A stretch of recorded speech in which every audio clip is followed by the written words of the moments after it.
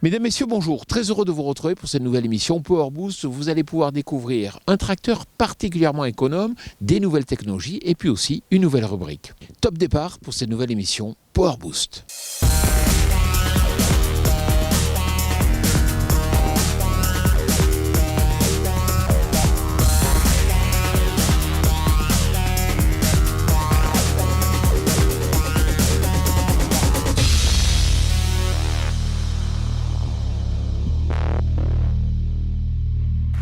Alors, mes petits Power Boosters, la tatane de Will Smith à la remise des Oscars n'était qu'un avant-goût. Ici, on va vous montrer ce qu'est un épisode qui claque vraiment. D'abord, par un flashback au Cival, où on a repéré un tracteur au design étonnant mais sacrément malin, et un robot qui pourrait intéresser certains d'entre vous. Et nous restons sur Angers pour visiter des serres ultra innovantes et technologiques à travers le MAC de Lactech. Et enfin, grande première, notre rubrique Carbon Farming fait ses premiers pas dans l'émission. On va tout vous expliquer sur comment obtenir une certification carbone. C'est parti! Bon, ça y est, on sait pour qui votent préférentiellement les agriculteurs. Lors de son congrès annuel cette semaine à Besançon, la FNSEA a dévoilé une enquête IFOP réalisée auprès de 1500 agriculteurs à la demande du Conseil de l'agriculture française. Ainsi, si le premier tour de l'élection présidentielle se déroulait dimanche prochain, les agriculteurs voteraient à 30% pour Emmanuel Macron, à 13% pour Valérie Pécresse, à 12% pour Éric Zemmour, à 11% pour Marine Le Pen, à 9% pour Jean-Luc Mélenchon, à 8% pour Jean Lassalle, à 7% pour Yannick Jadot, à 3% pour Nicolas Dupont-Aignan et à 1% pour Philippe Poutou, Fabien Roussel et Anne Hidalgo. Quant au second tour, le sondage donne Emmanuel Macron gagnant dans les 3 scénarios les plus probables envisagés. Mais attention, on le sait, les sondages se trompent parfois. Et au fait, si vous n'êtes pas encore décidé, n'hésitez pas à visionner sur notre chaîne Power Boost l'émission Le Crash Test des élections présidentielles où nous avons décelé certaines énormités de candidats sur leur programme agricole. On cherche bien sûr à réduire la consommation en GNR des tracteurs, mais comment faire, sur quelle piste travailler? Vous allez pouvoir découvrir un prototype particulièrement intéressant.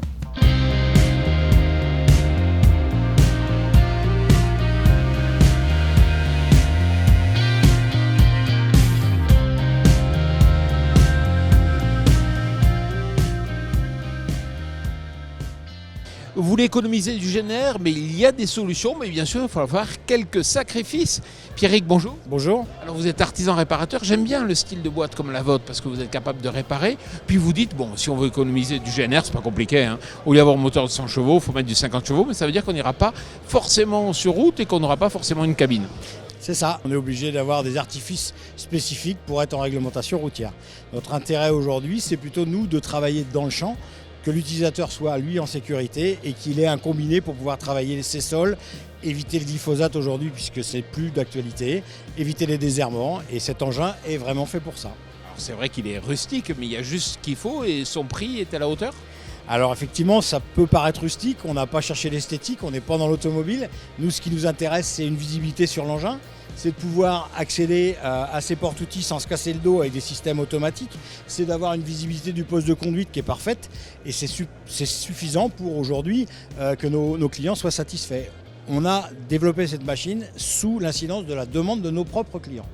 Et Pierrick, il faut dire que vous n'avez pas envie de produire pour le monde entier. Absolument pas, on est vraiment producteur local et essentiellement aujourd'hui dans une région que j'ai pour promouvoir puisque je suis fils frère de viticulteur dans le Muscadet et aujourd'hui c'est un vignoble qui mérite qu'on l'écoute et qu'on développe des produits aussi pour eux et pas que pour les vignobles de renommée mondiale. Alors globalement, c'est vrai que 50 chevaux, si on voulait aller sur route, il faudrait quoi, 100 chevaux? Alors après, si on veut aller sur route, on est dans d'autres configurations. Il faut une vitesse d'exécution assez rapide sur la route. Ce n'est pas notre cas, on est sur des vitesses limitées au travail. Donc aucun intérêt de perdre du temps sur la route. Si on est sur la route, il faut des grosses pompes hydrostatiques, des gros moteurs, des consommations supérieures. Aujourd'hui, je ne vais pas vous l'apprendre, l'incidence gasoil est hyper importante dans les exploitations. Donc cet engin, au jour d'aujourd'hui, je pense qu'il répond à une demande très précise dans le vignoble nantais dans un premier temps et dans des vignobles à 1,40 m à terme, pourquoi pas. Pierrick, il faut me dire, ça coûte vraiment moins cher votre matériel? Alors aujourd'hui, c'est assez difficile d'évaluer un prix puisqu'on est encore en cours d'homologation. L'objectif qu'on s'est fixé, c'est de rester en dessous des 70 000 € parce que cet engin doit répondre aussi à une problématique économique. Aujourd'hui, c'est sûr que si on prend des gros tractoristes avec tout ce qui ça met autour, on est plutôt sur des 110, 120, 130 000 €. Donc voilà. Pierrick, merci. Merci beaucoup.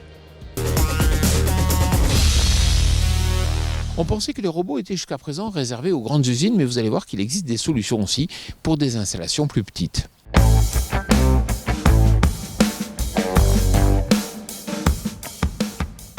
Vous devez automatiser une tâche sur votre ferme. Mais c'est vrai qu'aujourd'hui, c'est possible, Frédéric, de le faire sans forcément aller chercher la big compagnie qui va venir. Vous êtes une petite entreprise, vous le revendiquez et vous proposez des solutions d'automatisation. Oui, tout à fait. On s'approche au plus près du client, on part de la demande du client pour aller au résultat final, jusqu'à la satisfaction complète du client. C'est vrai que c'est impressionnant à voir comme ça, mais au final, c'est assez simple et ça ne coûte pas forcément très cher. Exactement, c'est vraiment démocratisé, la robotisation, l'automatisme. Ça se démocratise et on peut accéder à certaines installations, des petites tâches, automatiser certaines petites tâches assez facilement et sans trop de dépenses. Alors donnez-moi un ordre d'idée quand même du coût d'un robot par exemple. Alors le coût d'un robot nu, on peut être aux alentours des 50 000 € et après, suivant l'étude et l'ampleur de l'installation, on peut atteindre les 100 000 voire 200 000 € pour une installation de robotique complète. Merci beaucoup Frédéric. Merci. Comprendre comment s'insérer dans le marché de la captation du carbone n'est pas toujours facile et c'est pour cela qu'on a lancé une nouvelle rubrique, Carbon Farming.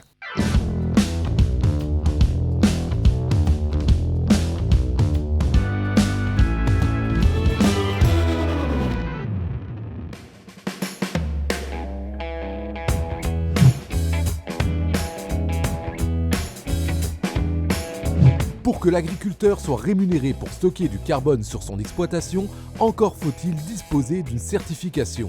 Vu de l'extérieur, cette démarche peut paraître complexe, mais avant tout, il faut bien comprendre comment est évaluée une empreinte carbone. D'un côté, il faut calculer les émissions, c'est-à-dire la quantité de CO2 dégagée par l'activité agricole, et de l'autre, la séquestration du carbone dans le système sol-plante. Donc pour les émissions, c'est assez facile en fait. Il suffit de calculer les intrants, les produits que j'ai achetés, que j'ai consommés sur mon exploitation. Prenons le cas de l'engrais azoté. Il est simplement besoin de mesurer la quantité de gaz qu'il aura fallu brûler pour produire 1 tonne d'azote, par exemple. Pour la séquestration, c'est un autre sujet, dans le sens où on regarde le sujet complet du stockage et du cycle de la matière organique dans les sols, donc le cycle du carbone. Et ce calcul du carbone séquestré est plus complexe. Tout d'abord parce que de nombreux facteurs vont influer sur le cycle du carbone. Il y a énormément de paramètres à prendre en compte. On ne peut pas arriver sur quelque chose de totalement définitif et très précis au gramme près. L'autre notion qui fait que c'est plus complexe, un hectare, c'est des milliers de tonnes de terre. Et il n'y a que 1, 2, 3% de matière organique avec des très faibles variations. Donc suivre ces très faibles variations sur des très grandes masses très hétérogènes, techniquement, en termes de mesure, c'est quand même très compliqué. Donc on s'est basé sur des situations connues, qu'on a observées, qu'on a créé des modèles mathématiques pour extrapoler de conditions connues et se dire comment ça devrait se passer dans des conditions où on observe les pratiques. Alors on peut se demander si cette complexité du calcul du stockage du carbone rend compliqué le dépôt d'un dossier par l'agriculteur ou encore le bilan réalisé sur son exploitation. Là-dessus aussi, les choses sont assez claires dans le sens où il y a un cadre législatif et un cadre de certification qui existe aujourd'hui et qui permet, lorsqu'on a déposé un projet, de savoir par quelle méthode on va évaluer la quantité de carbone qui sera séquestrée ou non émise. On regarde ça sur la durée du projet. Traditionnellement, c'est plutôt 5 ans.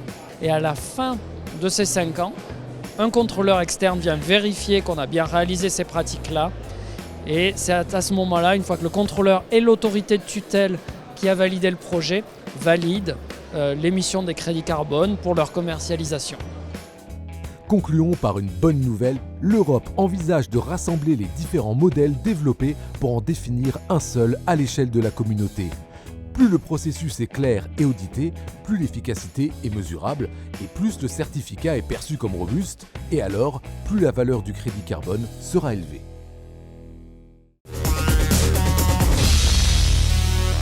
Je vous invite à présent à retrouver notre rubrique, le Mac de l'AgTech, en partenariat avec 365 FarmNet.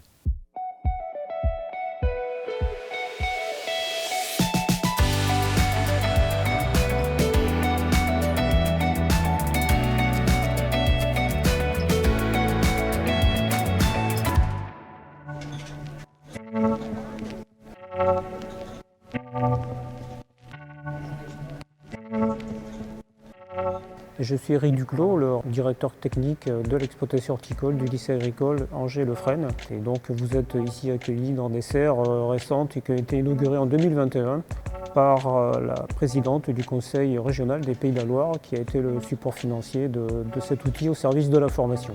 L'idée pour nous c'était de construire quelque chose qui répondait aux besoins pédagogiques et technologiques du moment en matière de gestion de l'outil serre.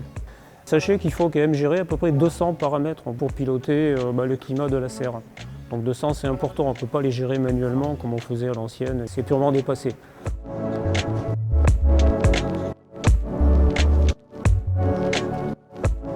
On a sélectionné donc Aria. On est capable de gérer tous les paramètres climatiques, d'irrigation, de chauffage, de pression dans les tuyaux à distance. Et de coupler d'autres logiciels, d'autres intégrateurs de solutions, notamment d'arrosage. Le but c'était de rendre tout ce petit monde communicant et de préférence sur un téléphone si on a besoin, sur un portable et finalement n'importe quel endroit sur la planète parce que nos serres sont connectées, reliées à Internet.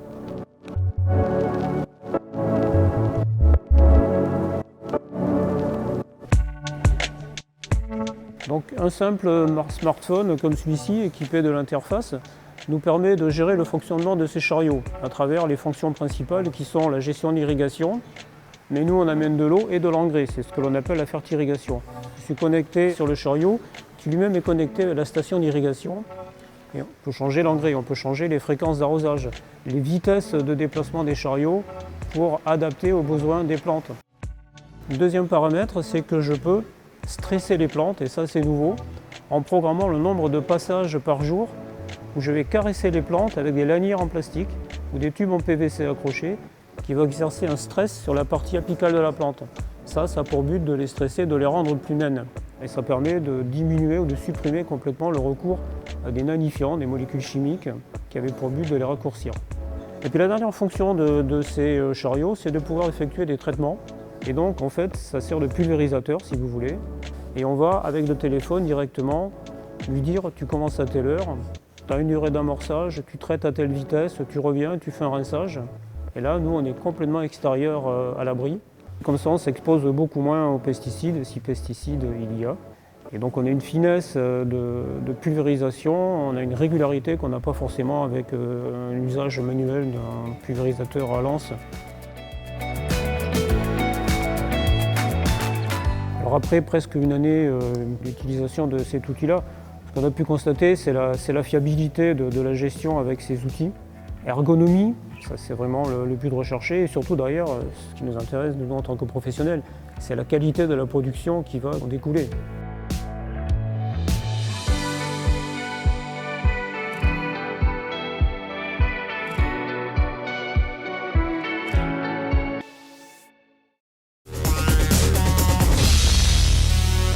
Voilà, j'espère que cette émission Power Boost vous a plu. Nous, on se retrouve bien sûr la semaine prochaine, mais n'oubliez pas que d'ici là, chaque jour, vous pouvez découvrir de nouvelles vidéos sur notre chaîne YouTube. N'oubliez pas de vous abonner ainsi qu'à notre page Instagram. Je vous souhaite une excellente semaine.